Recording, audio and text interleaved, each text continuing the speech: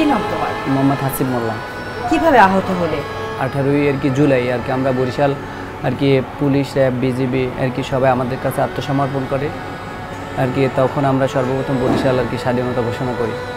5 তারিখ আর কি আমি তখন আর কি যাত্রাবাড়ি থেকে শাহবাগ হয়ে আর কি এসে গণভবন উদ্দেশ্যে আসার পথে আর কি আমরা আর কি যখন দৌড়িতেছিলাম তখন সেনাবাহিনী আমাদের ভিতরে চাপা পড়ে।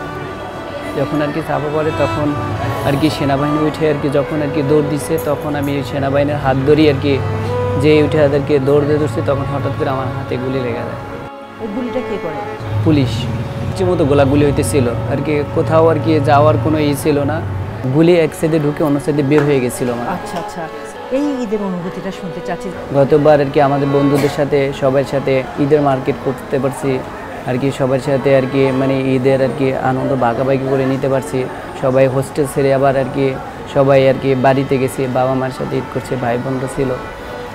কিন্তু এবার ঈদে আর কি বন্ধুদের সাথে শুধু ফোনেই কথা বলতে পারতেছি, খুব কষ্ট লাগতেছে। ওরা বলতেছে বন্ধু আর কি এবার ঈদে আর কি পাঞ্জাবি কিনতে যাওয়া হবে না, মার্কেট করা হবে না, ঠিক আছে। ওরা আর কি আমার জন্য ওরাও আর কি চাচ্ছে যে মার্কেট করবে না, ঠিক আছে। ওরাও চাচ্ছে আর কি যে আর কি তুই আসবি যখন তখন একসাথে আর কি আমরা পাঞ্জাবি কিনবো, ঠিক আছে। তোমার মা বাবা আমার বাড়ি কোথায়?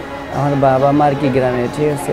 আর কি বাবা আর কি মা আর কি 2জন বয়স্ক মানুষ, ঠিক আছে। আর কি বাবা আমার সাথে ছিল আর কি 5-6 মাস যাবত ছিল। এই 1-1.5 মাস যাবত আর কি মানে একটু আর কি হ্যাঁ ফ্যামিলির কি কন্ডিশন খুবই। তুমি কি তাহলে এখানে একা আছো? হ্যাঁ এখন আপাতত একা আছি।